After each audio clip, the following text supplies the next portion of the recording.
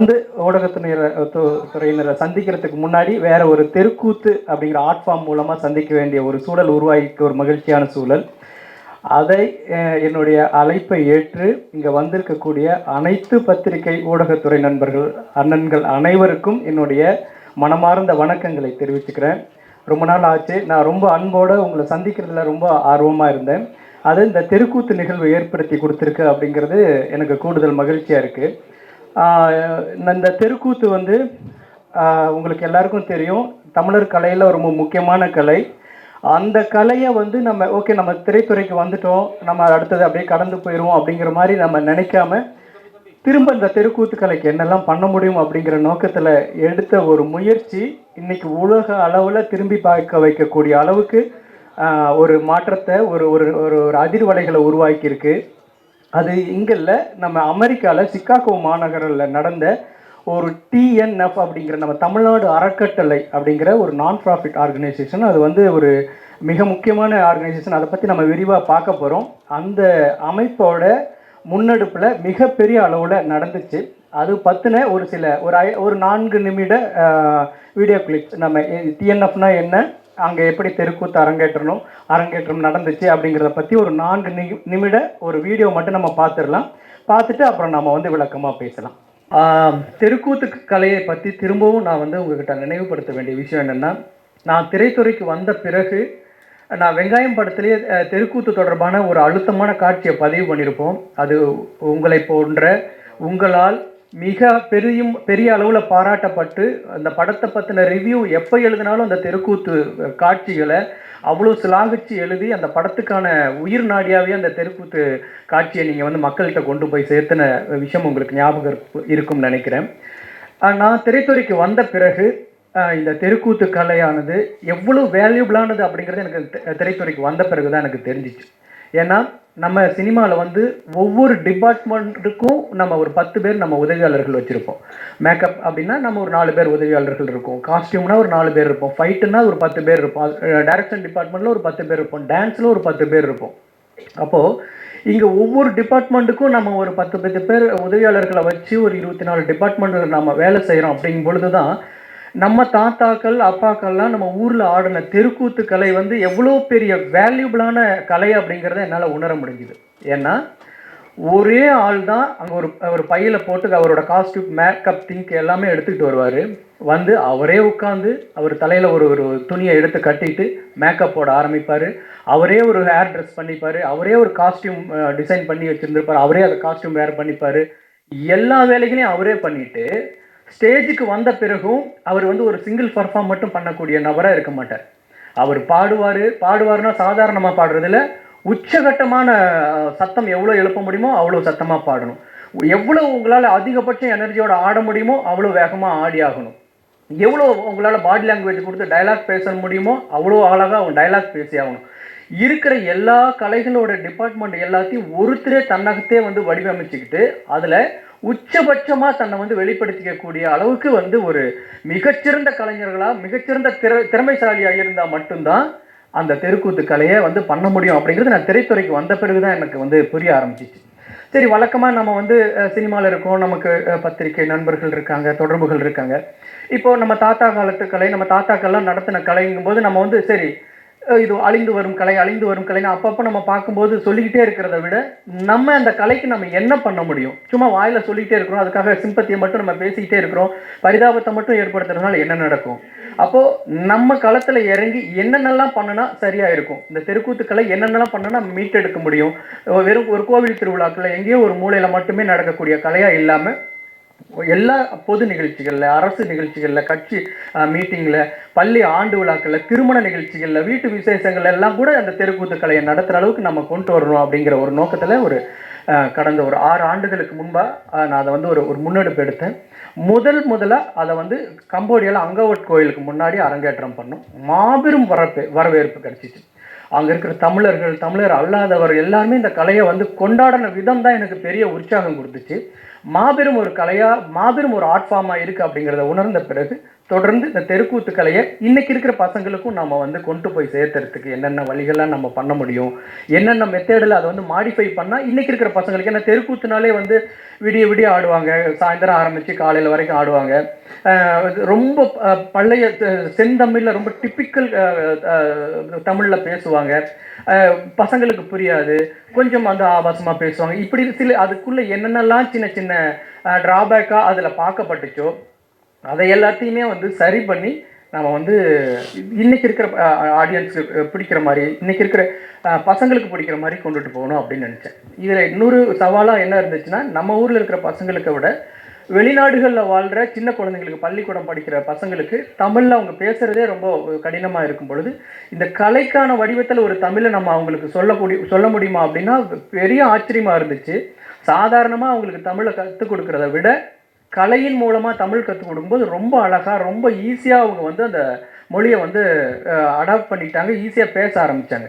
அப்போது தொடர்ந்து அந்த பசங்களுக்கு பிடிக்கக்கூடிய வகையில் அந்த கலையோட வடிவத்தை சின்ன சின்னதாக மாற்றி, அந்த சின்ன அந்த லென்த்தை குறைச்சி, அப்புறம் எனக்கு இருந்த ஒரு சின்ன சிக்கல் என்னென்னா, காலங்காலமாக வடநாட்டு கதைகளையே தெருக்கூத்தில் நம்ம பேசிகிட்டு இருக்கிறோமே, ஏன் தமிழர்களுக்குன்னு கதையே இல்லை அப்படின்னா, சும்மா நீங்கள் சங்க இலக்கியங்கள்லாம் ஒரு சும்மா டச் பண்ணால் போதும், நீங்கள் ஒரு நாளைக்கு 20 கதைகளை, பெரிய கதைகளே, சினிமாக்கான கதைகளையே எடுக்கலாம். புறநானூறில் இதெல்லாம் இல்லாத கதைகளே, சங்க இலக்கியங்கள் இல்லாத கதைகளே இல்லை. அப்போ தமிழர் கதைகளை தெருக்கூத்தில் நடத்துகிறோமா அப்படின்னா இல்லை. மகாபாரத, ராமாயணம் வடநாட்டில் எழுதப்பட்ட கதை, வடநாட்டு கதாநாயகர்களில் கொண்டாடக்கூடிய கதைகளை மட்டுமே நம்ம தெருக்கூத்தில் நடத்திட்டு இருக்கிறோமே, தமிழர்களுக்குன்னு கதை இல்லையா அப்படின்னு தேட ஆரம்பித்தா, நீங்கள் அப்படி ஒரு சீட்டுக்கட்டை உருவனா சரசரன்னு கொட்டுற மாதிரி ஒரு வள்ளல்கள் அப்படிங்கிற ஒரு கான்செப்டில் எடுத்தால் கிட்டத்தட்ட 10-15 கதாநாயகர்களை வந்து ஒரு வாரத்துக்குள்ளே உருவாக்குற அளவுக்கு தமிழர்கள் வாழ்வியலில், தமிழர்களோட வரலாற்றில் கதைகள் இருந்துச்சு. அப்போது ஒட்டு மொத்தமாக நம்ம எடுக்கக்கூடிய தெருக்கூத்தில் தமிழர்களோட வாழ்வியலை பேசலாம். தமிழர்களோட வாழ்வியலை பேசுறதுக்கு எவ்வளோ இருக்கும்பொழுது ஏன் நம்ம வந்து ஒரே வந்து மகாபாரத, ராமாயணத்தை மட்டும் பேசிகிட்டு இருக்கணும்? அதுவும் மக்களுக்கு பயன்படக்கூடிய அளவில் தமிழர்கள் வாழ்வியலை பேசக்கூடிய கலையாக மாற்றி நம்ம மக்களுக்கு, தமிழர்களுடைய கலை, தமிழர்கள் தான் வந்து கூத்து கலைஞர்களை வேடமிடுறாங்க, பார்வையாளர்களாக உட்காந்துருக்கவங்க முழுக்க தமிழர்கள். அப்போ ஏன் கதைகள் மட்டும் தமிழர்களோட கதையாக இருக்கக்கூடாது அப்படின்ட்டு முழுக்க நடத்தக்கூடிய கதைகளை, தமிழர்களோட கதைகளை உருவாக்கி அதை நடத்தும் பொழுது மிகப்பெரிய வரவேற்பு கிடைச்சிச்சு. அப்போது இதை தொடர்ந்து ஓகே நம்ம போயிட்டுருக்கிறோம், ஒரு ட்ராவலில் போயிட்டுருக்கோம் அப்படிங்கும் பொழுது இதுக்கு பெரிய அளவில் எங்கே அங்கீகாரம் கிடைக்குமா அப்படின்னு காத்துட்டு இருக்கும் பொழுது நமக்குன்னு ஒரு ஏங்கிக்கிட்டு இருந்த ஒரு பறவைக்கு ஒரு கடலில் பறந்துக்கிட்டு இருக்கிற எங்கேயாவது ஒரு ஆலமரம் கிடைக்குமா, மரம் கிடைக்குமா அண்டலான் அப்படின்ட்டு பறந்துட்டு இருக்கிற ஒரு பறவைக்கு ஒரு பெரிய ஆலமரம் கிடைச்ச மாதிரி டிஎன்எஃப் அப்படிங்கிற ஒரு மிகப்பெரிய வலிமையான உயரிய நோக்கமுடைய ஒரு அமைப்பு இதுக்கு கை கொடுத்துச்சு.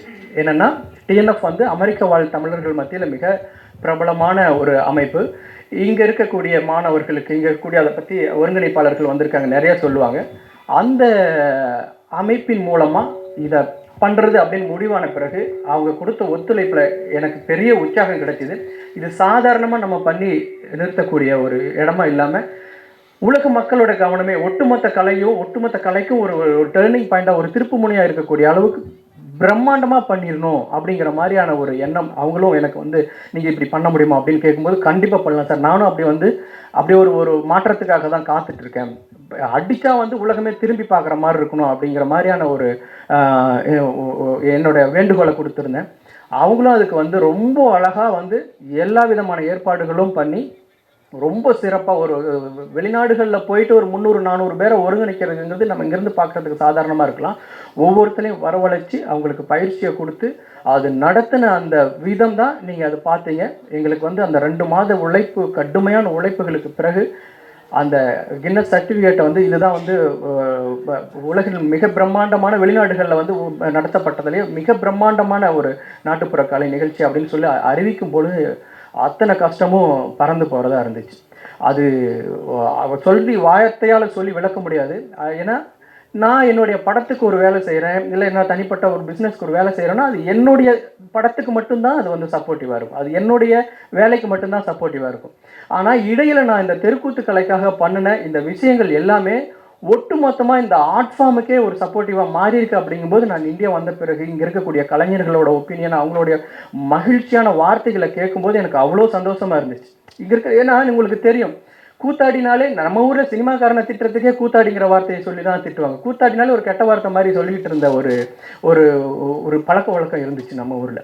அப்போது அந்த அந்த கூத்தை அமெரிக்கா மாதிரியான ஒரு வளர்ந்த நாட்டில் ஒரு கின்னஸ் மாதிரியான ஒரு மாபெரும் அமைப்பு அங்கீகரிக்கக்கூடிய அளவில் நம்ம நடத்தியிருக்கிறோம் அப்படிங்கிறது உண்மையிலேயே நீங்கள் சொன்னால் நம்ப மாட்டீங்க. ஒவ்வொரு தெருக்கூத்தாடியும் தன்னை வந்து நெஞ்சு நிமிர்த்திக்கக்கூடிய அளவில் அவ்வளோ கொண்டாடினாங்க. தனிப்பட்ட முறையில் எனக்கு வாழ்த்து சொன்னாங்க. வாய்ஸ் மெசேஜ்லாம் கேட்டால் அவ்வளோ உருக்கமாக எனக்கு வந்து அனுப்பியிருந்தாங்க. எனக்கு மிகப்பெரிய நிறைவாக இருந்துச்சு. எங்கேயோ ஒரு சின்ன ஒரு எளிய விளிம்பு நிலையில் இருக்கக்கூடிய ஒரு கலைஞர்களோட தான் செய்கிற தொழிலை வந்து ப்ரௌடாக ஃபீல் பண்ணுற அளவுக்கு நம்ம ஒரு வேலை செஞ்சுருக்கோம் அப்படிங்கும் பொழுது ரொம்ப மகிழ்ச்சியாக இருந்துச்சு. அதுக்கு இந்த டிஎன்எஃப் என்கிற ஒரு மாபெரும் ஒரு ஆலமரத்துக்கு தான் நான் வந்து தலைவணங்கி நன்றி சொல்லணும். அந்த டிஎன்எஃப் என்ன, அது இந்த தெருக்கூத்து எப்படி உருவாச்சு அப்படிங்கிறத அந்த டிஎன்எஃப் தமிழ்நாடு அறக்கட்டளையோட தேசிய ஒருங்கிணைப்பாளர் நேஷனல் ஆர்கனைசர் வந்து திரு சிவா சார் அவர் வந்து உங்கள்கிட்ட பகிர்ந்துப்பார். நன்றி டைரக்டர் அவர்களே. வணக்கம் அனைவருக்கும். முதலில் தமிழ்நாடு டிஎன்எஃப் என்பது தமிழ்நாடு அறக்கட்டளை சுருக்கம். 50 வருடங்களுக்கு முன்பு 1974 பால்டிமோரில் தொடங்கப்பட்டது. நான் 5 பேரால். இன்று ஒரு 30க்கும் மேற்பட்ட சாப்டர்ஸ் யூஎஸில் இருக்குது. வருஷத்துக்கு கோடிக்கணக்கான ரூபாய்கள் முழுவதும் அங்கே கலெக்ட் பண்ண பணம் முழுவதும் தமிழ்நாடு மக்களுக்கு, பின்தங்கிய மக்களுக்கு சேவை புரிவதே நோக்கம். அதில் 4 கோல். ஒன்று kids education and women's empowerment in under privilege area and health and hygienic. 4வது ரூரல் டெவலப்மெண்ட். இதுதான் 4 பில்லர்ஸ். ஸோ இது 50 வருடங்கள் பெரியவர்களால் சிறப்பாக செயல்பட்டு வர்றது. அது 50வது வருடம் முத்தாய்ப்பாக இருக்கணும் அப்படிங்கிற ஒரு நோக்கத்தோடு சிகாகோவில் வந்து நடத்தலாம் அப்படின்னு சொல்லிட்டு முடிவெடுக்கப்பட்டது 3 வருடங்களுக்கு முன்பு. இதில் 2019வது ஆண்டு 10வது உலக தமிழ் ஆராய்ச்சி மாநாடு வந்து சிகாகோவில் நாங்கள் தான் நடத்தினோம். அது கிட்டத்தட்ட தன்னார்வ தொண்டர்கள் 5000க்கும் மேற்பட்ட தொண்டர்கள் நடத்தப்பட்ட அதே குழு இப்போதுமே வந்து பண்ணோம். இந்த ஈவெண்ட் நோக்கம், பொன்விழா நோக்கம் வந்து ஏதாவது ஒரு காரணம் இருக்குன்னு 3 கோல். நம்மளுடைய தமிழர் பண்பாடு எப்போதுமே நேற்று, இன்று, நாளை, இது எப்போதுமே நம் மனதில் இருக்கும். ஸோ இந்த 50 வருடங்களாக கட்டிக்காத்து வந்த தலைவர்களுக்கும் தொண்டர்களுக்கும் ஒரு நன்றி நவலில் விழாவாகவும், அங்கு உள்ள அடுத்த தலைமுறையினர்கள் அவங்க வந்து நம்ம ஊருக்கு கனெக்டிங் வித் த ரூட்ஸ். ஆக்சுவலாக நம்மளுடைய கிராமங்கள், என்னுடைய கிராமம், எல்லாருடைய கிராமங்களுக்கும் அடுத்த தலைமுறையினரை வந்து ஒரு தொடர்பு ஏற்படுத்தி கொடுக்கணும். ஏன்னு கேட்டிங்கன்னா வந்து அங்கே உள்ளவங்களுக்கு வந்து லீவ் அங்கே வந்து என்ன பண்ணோம், போர் அடிக்கும் அப்படின்னு சொல்லிட்டு இருப்பாங்க.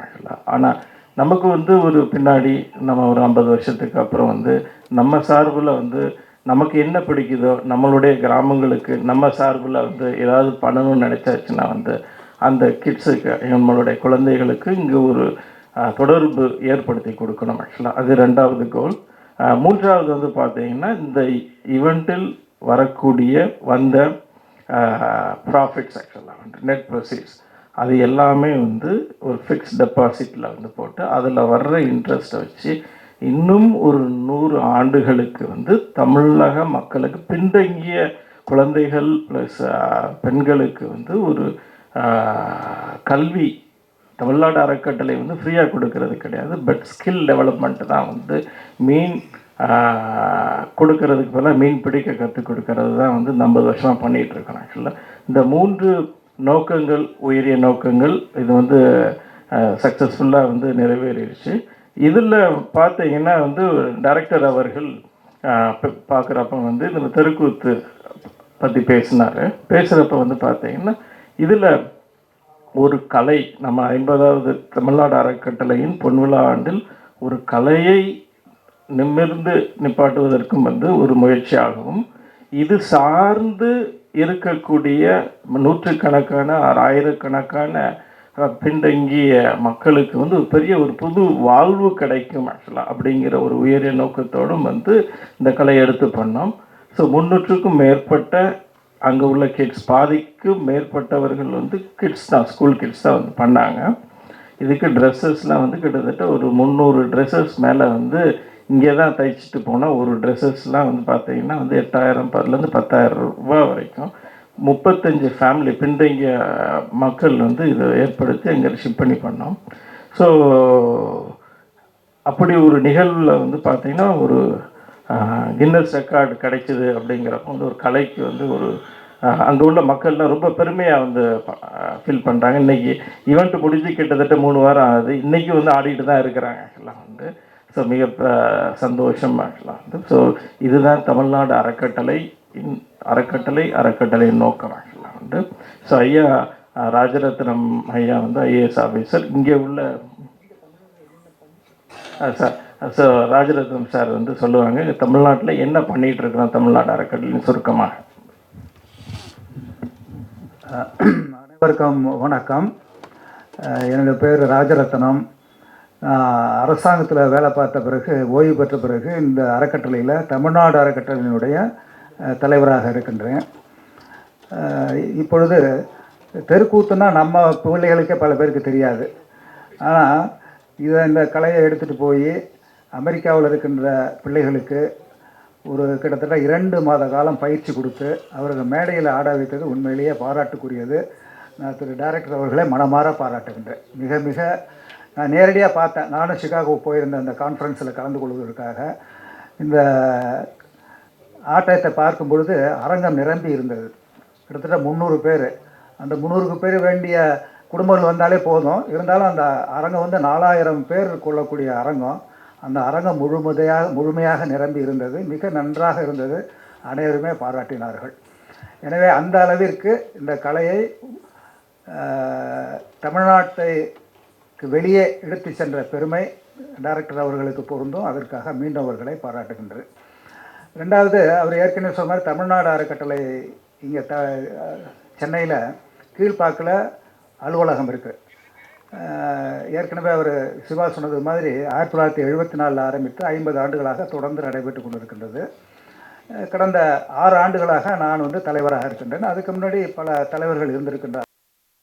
இப்போது இதற்கு முன்னாடி நமக்கு போதிய நிதி இல்லை. இப்போ தான் ஒரு 3-4 ஆண்டுகளாகத்தான், அதாவது 17 ஆண்டுகளுக்கு 17க்கு பிறகு தான், 2017க்கு பிறகு தான் நமக்கு நிதி ஓரளவு அமெரிக்காவிலேருந்து வர ஆரம்பித்திருக்கின்றது. அமெரிக்காவில் கிட்டத்தட்ட 1500 லைஃப் மெம்பர்ஸ் இருக்காங்க தமிழ்நாடு அறக்கட்டளையில். அவர்கள் கொடுக்கின்ற நிதி போக ரெகுலர் டோனர்ஸ் இருக்காங்க. அவங்க கொடுக்கின்ற நிதியெல்லாம் அவர்கள் நமக்கு கலெக்ட் பண்ணி இங்கே அனுப்புகிறாங்க. நம்ம தமிழ்நாடு அறக்கட்டளை வந்து governed by the foreign regulation act. தெரியும், எஃப்சிஆர்ஐ பற்றி தெரியும் உங்களுக்கு. இப்போ ரொம்ப ஸ்ட்ரிக்டாக அதை ஃபாலோ பண்ணுறோம். அவங்க அனுப்புகிற பணத்தை நமக்கு டெல்லிக்கு வந்துடும். டெல்லியில் ஸ்டேட் பேங்க்கு கிளைக்கு வந்துடும். அங்கேருந்து இங்கே ஒரு சென்னையில் ஒரு பேங்க்கில் நாங்கள் கணக்கு வச்சுருக்கோம். அந்த கணக்குக்கு மாற்றிடுவோம். மாற்றின பிறகு தமிழ்நாட்டில் 38 மாவட்டம் இருக்குது. இந்த 38 மாவட்டத்துக்கும் அந்த தொகையை பிரித்து ஒவ்வொரு மாவட்டத்திற்கும் ஒரு தொகையை போட்டுருவோம். வருஷம் அங்கேருந்து வருகின்ற தொகை. சென்ற ஆண்டு எங்களுக்கு டல்லஸ் மாநிலத்தில் கான்ஃபரன்ஸ் நடந்தது. கிட்டத்தட்ட ஒரு 6 கோடி ரூபா போன வருஷம் வந்தது நமக்கு. அந்த பணத்தை அப்படியே பிரித்து ஒவ்வொரு மாவட்டத்துக்கும் போட்டோம். இந்த வருஷமும் அதே தொகை கொடுப்பதாக சிவா அந்த தலைவர் இப்பொழுது வீரா என்று இருக்கின்றார். இவர்கள்லாம் ப்ராமிஸ் பண்ணியிருக்காங்க. அந்த தொகை வந்ததுன்னா அதை பிரித்து ஒவ்வொரு மாவட்டத்துக்கும் போட்டுருவோம். இப்போ இந்த தொகை வந்த பிறகு அது ஃபிக்ஸட் டெபாசிட் கார்பஸ் ஃபண்டு. அந்த கார்பஸ் ஃபண்டுலேருந்து பணத்தை எடுக்க முடியாது. அதுலேருந்து வருகின்ற இன்ட்ரெஸ்ட்டை எடுத்து ஒவ்வொரு ஆண்டும் ஒரு திட்டம் நிறைவேற்றுகிறோம். இப்போதைக்கு தமிழ்நாட்டில் 99 பள்ளிக்கூடம் இருக்குது. 99 அரசு பள்ளிகளை தேர்ந்தெடுத்து, குறிப்பாக கிராமப்புறத்தில் இருக்கின்ற பள்ளிகளை தேர்ந்தெடுத்து அந்த பள்ளிகளில் படிக்கின்ற ஏழை எளிய மாணவர்களுக்கு மிகவும் குறிப்பிட்டு சொல்ல வேண்டுமானால் ஸ்லோ லேர்னர்ஸ், மெல்ல கற்கும் மாணவர்களுக்கு தனியாக ஆசிரியர்களை அமர்த்தி அந்த மெல்ல கற்கும் மாணவர்களுக்கு தேவையான உதவிகள் எல்லாம் செய்து அவர்களை படிக்க வைத்து ரெகுலர் கிளாஸஸில் சேர்த்து விட்றோம். அதுதான் இப்போ செய்துட்ருக்கோம். இந்த திட்டத்தின் மூலம் ஒரு வருஷத்துக்கு 6000 ஸ்டூடெண்ட்டை ட்ரெயின் பண்ணுறோம். இந்த வருஷம் 5843 பேர் படிக்கிறாங்க அந்த அகாடமிக் பிரிட்ஜ் கோர்ஸில். இது 99 ஸ்கூலில் நடக்குது. 140 டீச்சர்ஸ் இதுக்காக நாங்கள் அப்பாயின்ட் பண்ணியிருக்கோம். இது அரசினுடைய அனுமதி பெற்று அரசு பள்ளி நடக்கின்ற நேரத்திலேயே நமது ஆசிரியர்களும் மாணவர்கள் சொல்லிக் கொடுப்பார்கள். இவர்களை பயிற்றுவித்து இந்த மாணவர்கள் எப்படி இருப்பாங்கன்னா, பல மாணவர்களுக்கு 8வது படிக்கின்ற மாணவர்களுக்கு ஏபிசி எழுத தெரியாது, ஏபிசி சொல்ல தெரியாது, ஆனா சொல்ல தெரியாது. அது மாதிரி மாணவர்கள் எல்லாம் நம்மளுடைய ஏபிசி வகுப்பில் சேர்ந்து அவர்களுக்கு சொல்லிக் கொடுத்து, அதில் ஒரு 100 மாணவர்கள் நம்மிடம் படித்தார்கள் என்றால், இன்றைக்கு இருக்கின்ற நேரையில் ஒரு 30லேருந்து 35 மாணவர்கள் நல்ல மதிப்பெண்கள் பெறுகின்ற அளவுக்கு உயர்ந்து விடுகின்றார்கள். மற்ற மாணவர்கள் ஓரளவுக்கு பயிற்சி, இன்னும் அதிகமாக பயிற்சி கொடுக்க வேண்டிய ஒரு சூழ்நிலை இருக்கின்றது. தொடர்ந்து செய்து கொண்டிருக்கின்றோம். இந்த நல்ல காரியம் செய்வதற்கு நமக்கு உதவி செய்கின்ற தமிழ்நாடு அறக்கட்டளை உறுப்பினர்கள், அமெரிக்காவில் வாழ்கின்ற தமிழர்களுக்கு நான் தமிழ்நாட்டு மக்களின் சார்பாக, குறிப்பாக ஏழை மாணவர்கள் சார்பாக நன்றியை தெரிவித்துக் கொள்கின்றேன். இதை தவிர்த்து வருகின்ற ஆறுகளில் விமன் எம்பவர்மெண்ட், அதாவது கல்வி கொடுப்பதோடு இல்லாமல் கிராமப்புற பெண்களுக்கு வேலைவாய்ப்பும் ஏற்படுத்தி கொடுக்க வேண்டும் என்பதற்காக சில திட்டங்களை தொடங்குவதற்காக இந்த ஆண்டிலிருந்து தொடங்க ஆரம்பித்திருக்கின்றோம். அந்த திட்டமும் நல்ல முறையில் நடக்கும் என்று நான் எதிர்பார்க்கின்றேன். இதற்கு தமிழக அரசினுடைய ஒத்துழைப்பு மிக அளவில், நல்ல அளவில் நமக்கு கிடைத்திருக்கின்றது. எனவே I thank the government of Tamil Nadu for having permitted us. The only organization which has been permitted to work in the government school during working hours is Tamil Nadu Foundation. அதனால் அதற்காக நான் நன்றியை தெரிவித்துக்கொள்கிறேன். நன்றி, வணக்கம். நன்றி நன்றி. அப்புறம் எல்லாருக்கும் முக்கியமான என்னுடைய நலம் விரும்பிகள் சிலர் இருப்பாங்க. அவங்க இந்த கேள்வியை கேட்கலாமா அப்படின்னு நினச்சிட்டு இருந்திருப்பாங்க. சரி, பப்ளிக்காக கேட்டு சங்கடத்தை ஏற்படுத்தக்கூடாது அப்படிங்கிறதுனால அமைதியாக இருந்திருப்பாங்க. யாருன்னு எனக்கும் தெரியும். இன்னும் ஒரு 2 மாதத்துக்குள்ளே என்னுடைய திரைப்படம் சார்ந்த ஒரு வெற்றி சார்ந்த ஒரு ப்ரெஸ் மீட்டில் உங்களை சந்திக்கிறதுக்கான எல்லா வாய்ப்புகளும் உருவாகி வந்திருக்கு. அடுத்து நான் உங்களை சந்திக்கும் போது என்னுடைய படம் சார்ந்த வெற்றி விழாவாக இருக்கும். அதையும் சொல்லிட்டு உங்கள்கிட்ட நன்றி கூறி விடைபெறுகிறேன். நன்றி.